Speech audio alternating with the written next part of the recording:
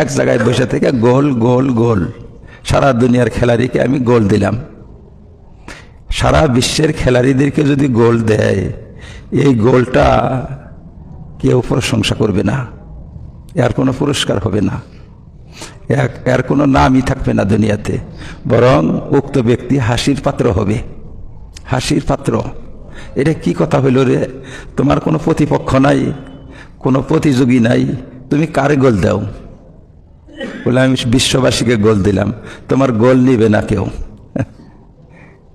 আর যদি প্রতিপক্ষ থাকে, প্রতিযোগী থাকে, সেই প্রতিযোগীকে পরাস্ত করে দিয়া, প্রতিযোগীকে ধরাশায়ী করে দিয়া যদি একটা গোল দিবার পারে, একটা গোল এই বিশ্ববটা পাবে। এই হলো পার্থক্য। নিরপেক্ষ খেলা আর প্রতিপক্ষের সাথে খেলা, এটা পার্থক্য। ফেরেশতারা অনবরত ইবাদত করে, কিন্তু ফেরেশতাদের প্রতিপক্ষ নাই। ফেরেশতাদের খেলা নিরপেক্ষ খেলা, প্রতিপক্ষ নাই। আপাদমস্তক ভালো ফেরেশতার, ফেরেশতা আপাদমস্তক ভালো, শয়তানি শক্তি থেকে মুক্ত, পাশবিকতা থেকে মুক্ত। শয়তানের মধ্যে পাশবিকতা নেই, কি ফেরেশতার মধ্যে পাশবিকতা নেই আর শয়তানি নেই, সম্পূর্ণ মুক্ত। শয়তানি নেই মানে কুবুদ্ধি, কুমন্ত্রণা, কুযুক্তি, কুধারণা, কুপ্রবৃত্তি, এইসব থেকে ফেরেশতা মুক্ত। পাশবিকতা থেকে মুক্ত মানে পাশবিক স্বভাব, খাওয়ার জন্য পাগল হওয়া, বিপরীত লিঙ্গের প্রতি আকৃষ্ট হওয়া,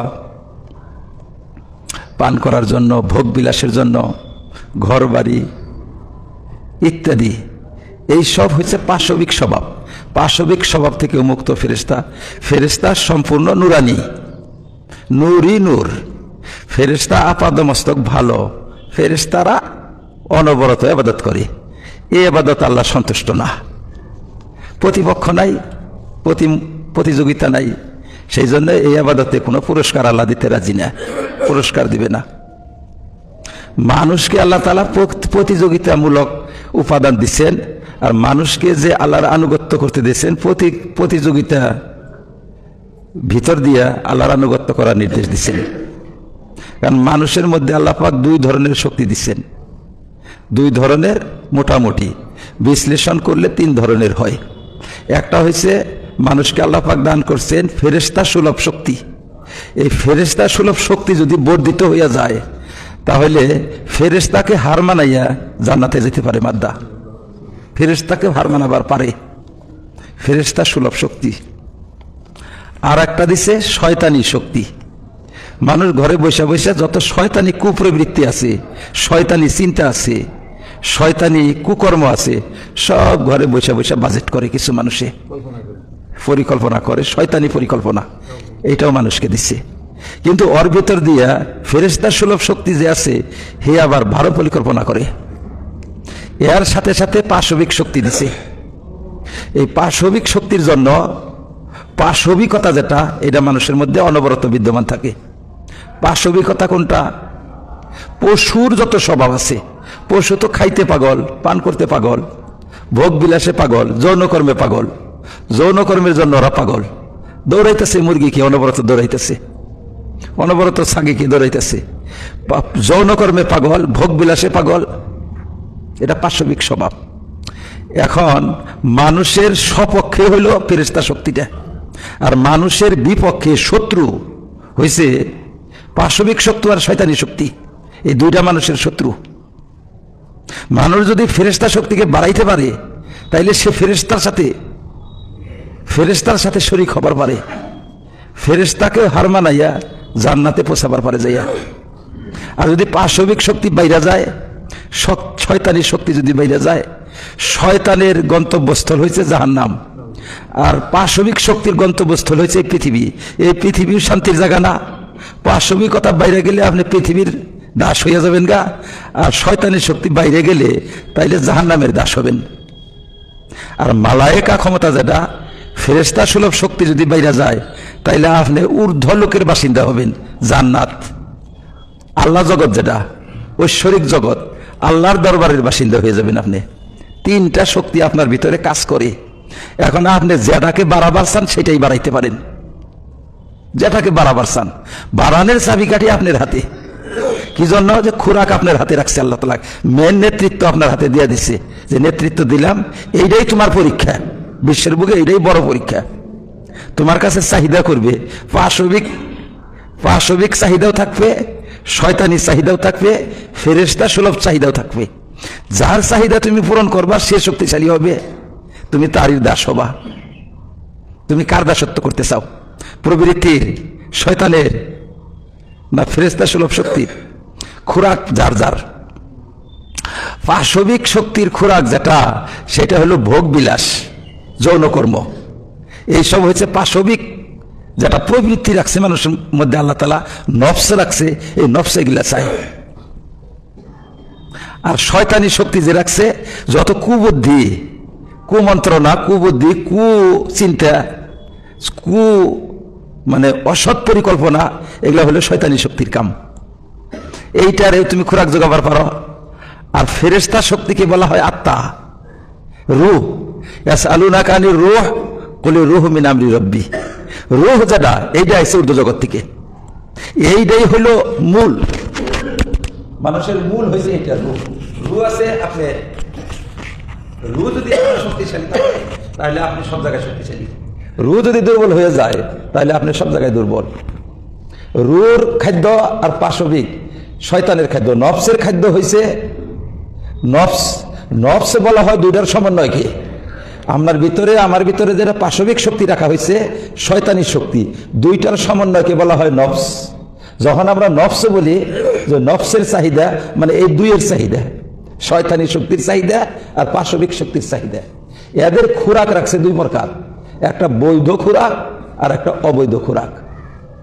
বৈধ খোরাক ভালো ঠান্ডা পানি, গরমের সময় ঠান্ডা পানি, ফল ফ্রুট, খাদ্য, মাছ মাংস, দুনিয়ার যাবতীয় ভোগ বেলার যত আছে, এগুলা হইল আপনার নফসের খোরাক।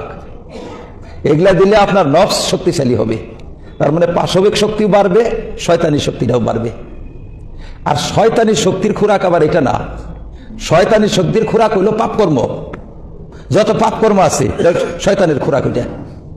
এখন আপনি যদি আপনার নফসকে খোরাক দেন, আপনার পাশবিক শক্তিকে বাড়াইলেন ভাত পানি দিয়া, আর শয়তানি শক্তিকে বাড়াইলেন পাপকর্ম দিয়া, এই দুই শক্তি বলবৎ হয়ে যায়, বিজয়ী হয়ে যায়, আত্মা দুর্বল হয়ে যায়।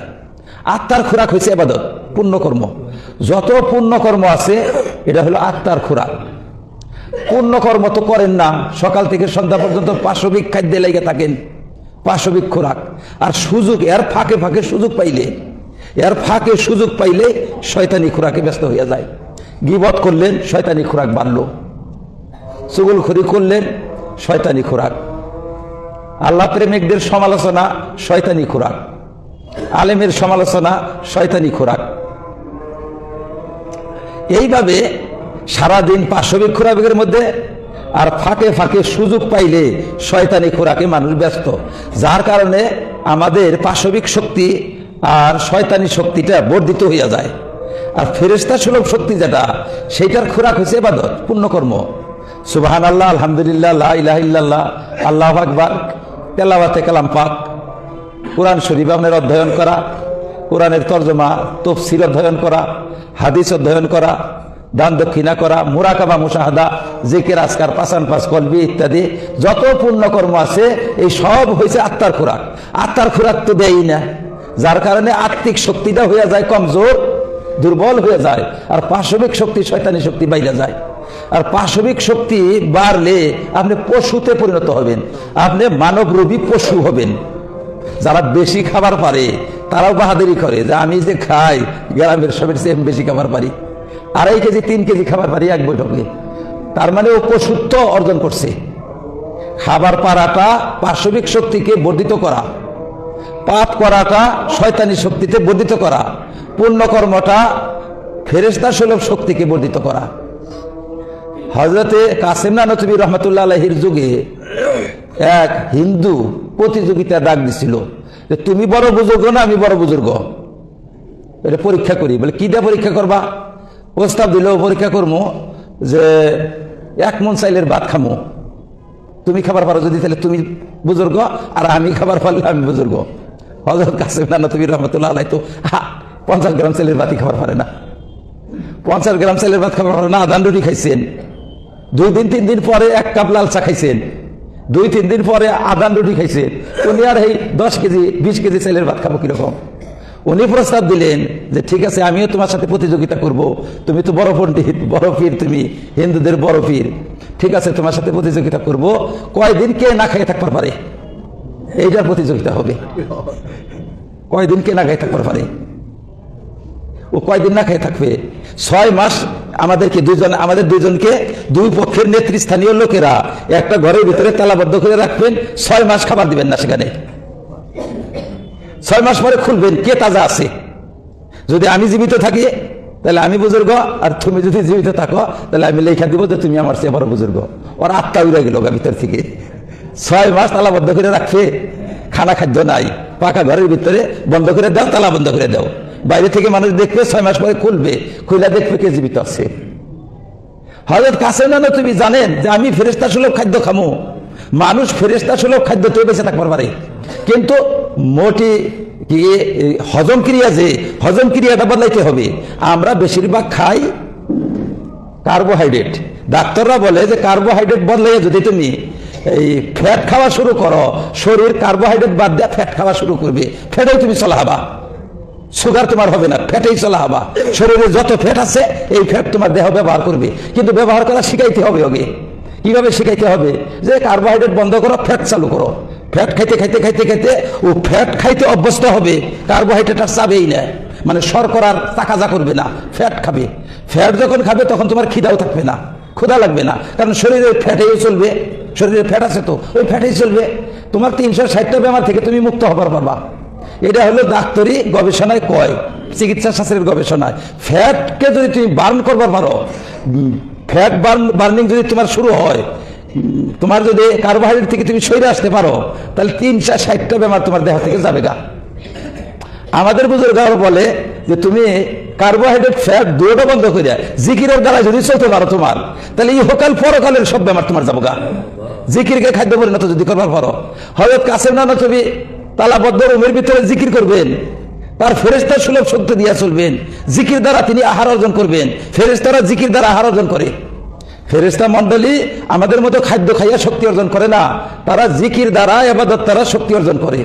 আমাদের মধ্যে কিছু মানুষ আছে যারা জিকির ইবাদত দ্বারাও শক্তি অর্জন করতে পারে। চলো আমরা প্রতিযোগিতা করি, তালাবদ্ধ ঘরের মধ্যে থুয়ে দিবা, দুজনকে রেখে দিবা, আমরা 2 পক্ষ মিলে তালা মেরে থোবা, 6 মাস পরে খুলবা রোম, দেহি কারা জীবিত আছে কারা মরছে, প্রতিযোগিতা হবে। হে একবারে তরাইসা হইয়া, সন্ত্রস্ত হইয়া, ভীত হইয়া ওখান থেকে বাইকা গেল গা। সে প্রতিযোগিতা আমার জন্য সম্ভব না। তুমি পশু, তোমার পশুত্বের প্রতিযোগিতা। পশু না তো, আমাদের বুজুর্গরা ফেরেশতা। কাজেই ভাইয়েরা, ফেরেশতা শক্তি যদি বাড়াইতে পারেন, ফেরেশতা শক্তির গন্তব্যস্থল হচ্ছে জান্নাত, ঊর্ধ্বলোক, আল্লাহর জগৎ, সেখানে আপনি যাবেন চইলা, ফেরেশতা জগৎ। এখন আপনি কারে খোরাক দেন সে শক্তিশালী হবে। যদি আপনি দেহকে খোরাক দেন, পশু শক্তিশালী হবে। আর শয়তানি শক্তি কুকর্মের দ্বারাই যদি আপনি খোরাক অর্জন করেন, তাহলে শয়তানি শক্তি শক্তিশালী হবে, বাড়বে। আর শয়তান পশুর পরিণাম ভালো না। ফেরেশতা শক্তি যদি বাড়াইতে পারেন তাহলে আপনি কামিয়াব হবার পারবেন। আর ফেরেশতা শক্তিটা বাড়ে, ফেরেশতা সুলভ শক্তি বর্ধিত হয় কিসের দ্বারায়? পুণ্য কর্মের দ্বারায়। বৈশা বৈশা ইস্তেগফার পড়েন, দরুদ পড়েন, বিসমিল্লাহ পড়েন, তাওদু তাসমিয়া পড়েন, কোরআন তেলাওয়াত করেন, জিকির আজকার করেন, আল্লাহর সৃষ্টি নিয়ে ভাবুন, আল্লাহর সৃষ্টি নিয়ে ভাবুন। আল্লাহ এত ক্ষমতাবান, আল্লাহর মহান মহান সৃষ্টি দেখি। আল্লাহ এত কিছু সৃষ্টি করছেন, এই পাহাড় পর্বত তার সৃষ্টি, নদ নদী, সাগর উপসাগর তার সৃষ্টি, মানব দানব তার সৃষ্টি, হ্যাঁ, এই সমস্ত আসমান জমিন তার সৃষ্টি, সূর্য চন্দ্র তার সৃষ্টি, তার গোলাম, তার দাস, কোটি কোটি নক্ষত্র তার সৃষ্টি, মহাবিশ্ব তার সৃষ্টি, জগতের সমস্ত সুন্দর তার সৃষ্টি, জগতের সমস্ত বুদ্ধিমান তার সৃষ্টি, সমস্ত দার্শনিক তার সৃষ্টি, পৃথিবীর সকল বিজ্ঞানী তার সৃষ্টি। তার সৃষ্টি যদি এত বিজ্ঞানী, এত দার্শনিক, এত বুদ্ধিমান হয়, আল্লাহ তুমি কত মহান তাইলে, হ্যাঁ, তুমি কত মহান, তোমার সৃষ্টি মহানত্ব অর্জন করে, তুমি কত মহান, এই পৃথিবীর সকল সুন্দরের স্রষ্টা তুমি, তুমি কত সুন্দর তাইলে, হ্যাঁ, এই চিন্তা করেন আপনি, আপনার ফেরেশতা সুলভ শক্তি খোরাক পাবে। তাহলে আমরা জান্নাতি হইতে পারে, জাহান্নামী হইতে পারি। এখন থেকে শুরু করলেই হয়ে যাবে। এখন থেকে যদি আপনি শুরু করেন যে আমার শত্রুকে আমি খোরাক দিব না, আমার যে শত্রু তাকে আমি খোরাক দিব না। খোরাক দিব না মানে নফসকে আমি খোরাক দিব না, মানে পাপ আমি করব না, আমি পাপে সমর্থন দিব না। তাহলে আপনার নফসের খোরাক বন্ধ হয়ে গেল। আর পুণ্যকর্ম একটাও ছাড়বো না, পুণ্যকর্ম ছাড়বো না, আপনার আত্মার খোরাক শুরু হয়ে গেল। নফস দুর্বল হবে, আত্মিক শক্তি বর্ধিত হবে, আপনি ঊর্ধ্ব জগতে জায়গা পাবেন, আপনি জান্নাতে জায়গা পাবেন, ফেরেশতার সাথে, সিদ্দিকিনদের সাথে, সোহাদা সালিহিনদের, এমনকি নবী পয়গম্বরদের সাথে আপনার জায়গা হবে।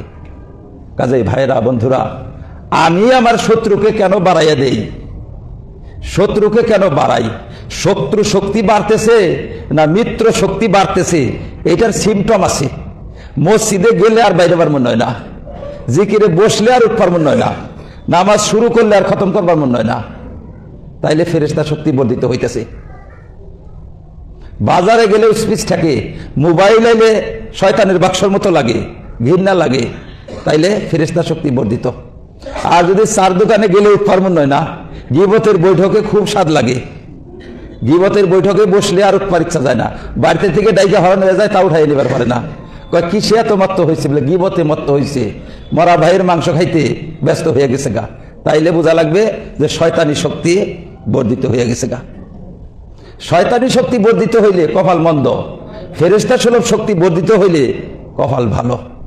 এটা আপনি নিজেই করতে পারেন। আপনি যদি চান যে আমি আমার ফেরেশতা সুলভ শক্তিকে বাড়াবো, তাহলে পুণ্যকর্ম ছাড়া যাবে না, পাপ কর্ম করা যাবে না। পাপ কর্ম বর্জন করা, ফেরেশতা সুলভ শক্তিকে বাড়াবার জন্য পুণ্যকর্ম কইরা থাকা, পুণ্যকর্মের দ্বারা আপনার ফেরেশতা সুলভ শক্তি বাড়বে। আপনার বন্ধু, যেটা আপনার বন্ধু শক্তি, সেটা বাড়বে। আর এই বন্ধু শক্তি আপনাকে সমস্ত সমস্যার সমাধান করবে। আমাদের সামনে সমস্যা আছে, কবরের সমস্যা, ভীষণ সমস্যা। কিবা হয় কবরে? আমাদের সামনে সমস্যা আছে হাসরের, আমাদের সামনে সমস্যা আছে মিজানের, আমাদের সামনে সমস্যা আছে পুলসিরাতের। পুলসিরাত পার হইতে বা কি হয়? তারপরে সমস্যা আছে জাহান্নামের। এই সমস্ত সমস্যার সমাধানের একটা রাস্তা, এক রাস্তাতেই সব সমস্যার সমাধান হবে। সেইটা হয়েছে কি? আপনার আত্মাকে আপনি খোরাক দেন, নফসের খোরাক বন্ধ করেন। সোজা আত্মাকে খোরাক দেন, নফসের খোরাক বন্ধ করেন, সব জায়গায় থেকে আপনারে পার করে নিবে। কবরেও আপনাকে পার করবে, সব জায়গায় থেকে পার করে আপনাকে জান্নাতে পৌঁছাবে। সেইটা কি? যে পুণ্যকর্ম যত ধরনের আছে, পুণ্যকর্মকে অগ্রাধিকার দেন, পাপ কর্মকে ছাড়েন।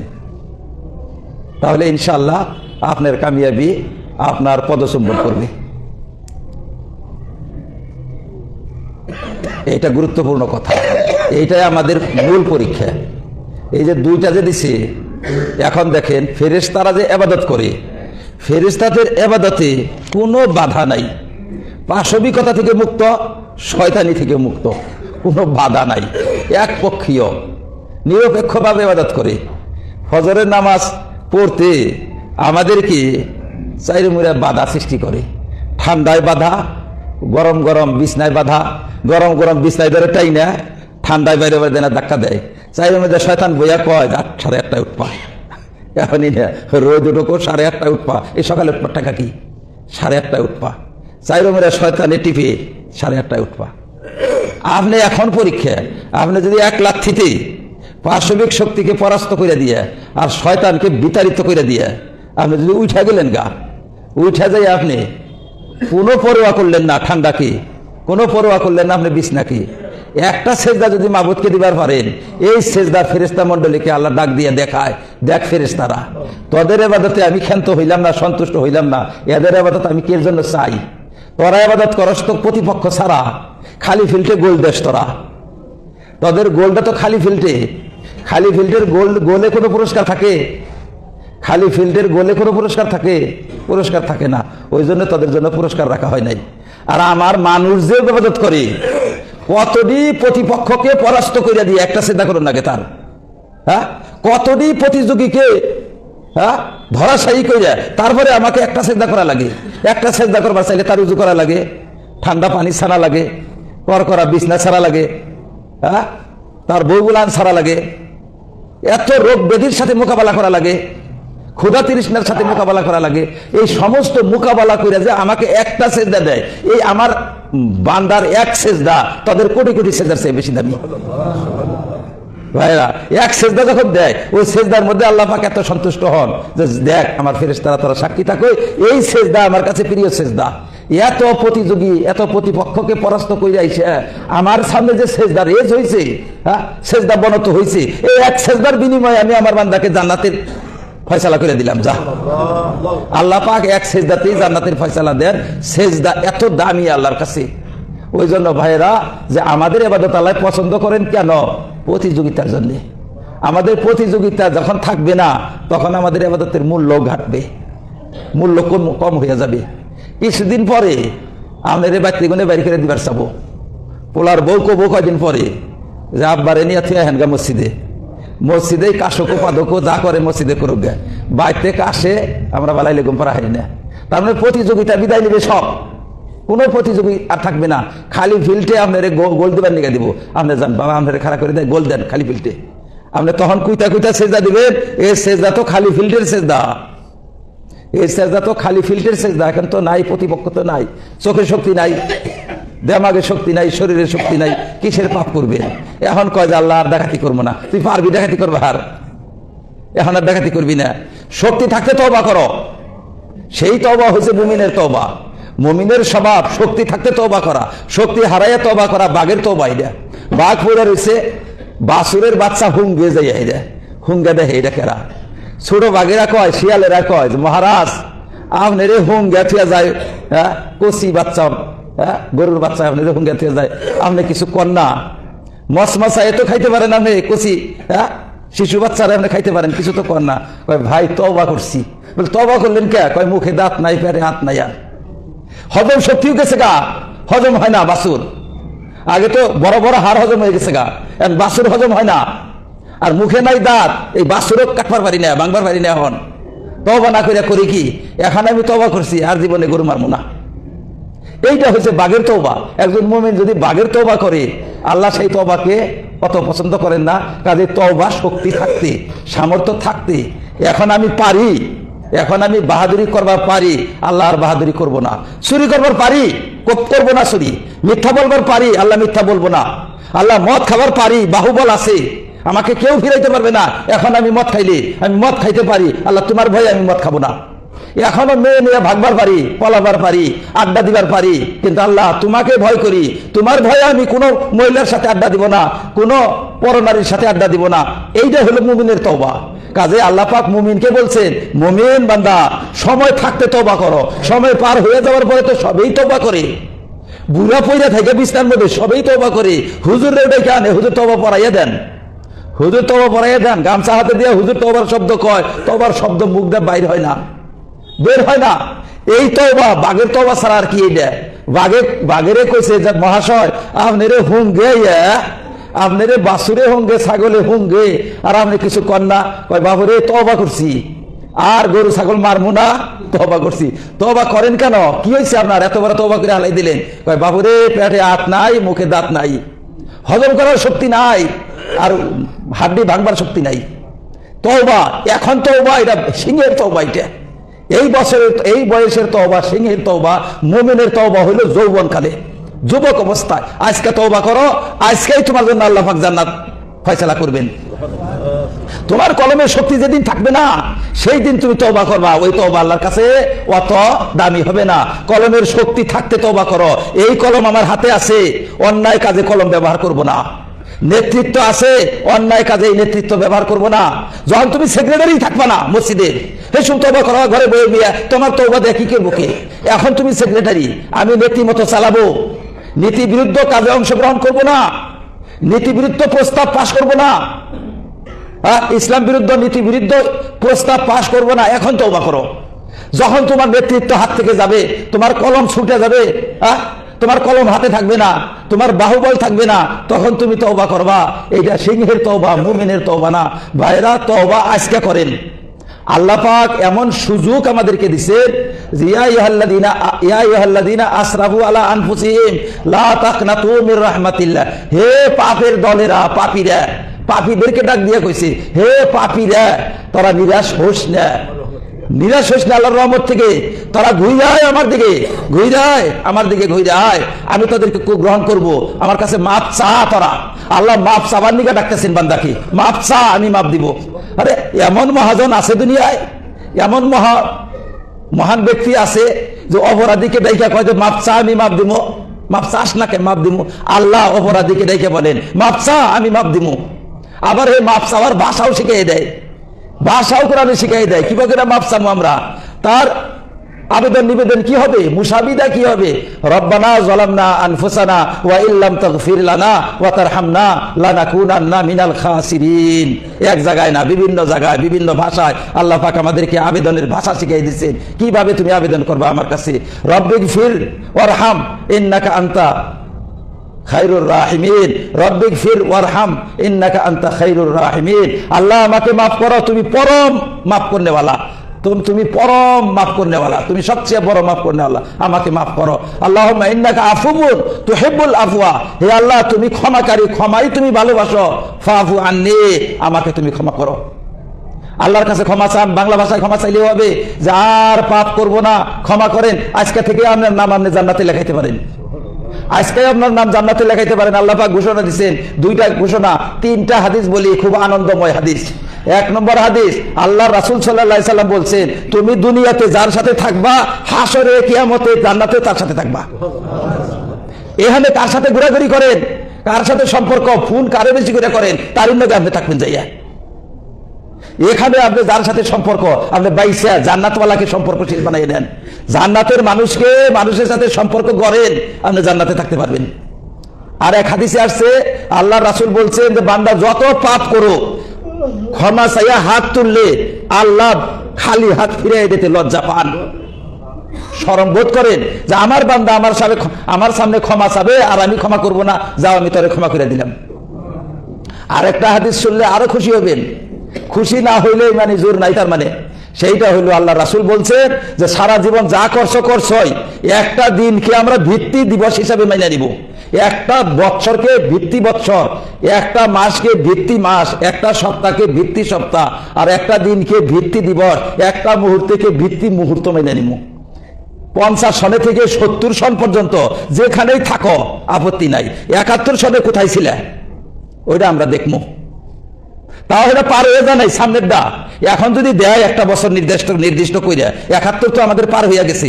এখন যদি দেয় যে 2027-এ কোনে ছিল তুমি, 2027-এ যদি ভারতে তুমি ভারতীয়, আর 2027-এ যদি তুমি ভারতীয় প্রমাণ করতে না পারো, তাহলে তুমি বহিরাগত। এই চান্স যদি সরকার দেয়, এই চান্সকে কে গ্রহণ করবে না? হ্যাঁ, 2007-এ ভারতের বাইরে থাকবে সে যদি এটা দেয়। অতীত দিছে তাই খুশি, ভবিষ্যৎ দিলে কত খুশি হবে মানুষ। আল্লাহ পাক ভবিষ্যৎ দিবস দিচ্ছেন, তোমার সারা জীবন আমি দেখবো না, মরণ দিবসটা আমি দেখবো তোমাদের। তুমি মরণ দিবসে কি অবস্থায় ছিলে, মরণ দিবসে তুমি কোথায় ছিলে, তুমি মরণ দিবসে কোন কাজে ছিলে, মরণ দিবসে তুমি কোন চিন্তায় ছিলে। মরণ বৎসর তোমার, মরণ মাস, মরণ সপ্তাহ, মরণ দিবস, এই মরণ দিবস পর্যন্ত আনছে সহজ করতে করতে। যে বৎসর তুমি মারা যাবা, সেই বৎসরটা আমি ভিত্তি বৎসর হিসাবে মেনে নিব। তারপরে আনতে আনতে মাস, মাসের থেকে সপ্তাহ, সপ্তাহ থেকে দিন, যা সারা বছরে দেখবো না, ওই দিনটা দেখবো বান্দা তোর যা। আল্লাহ পাক আল্লাহর কাছে থেকে আল্লাহ রাসূল সাল্লাল্লাহু আলাইহি সাল্লাম সুপারিশ করে আনছেন যে আল্লাহ আমার উম্মত মরণের দিন যদি ভালো অবস্থায় মরে, তুমি তারে ভালো মাইনা নিবা না? নাই, আমি মাইনা নিব ভালো।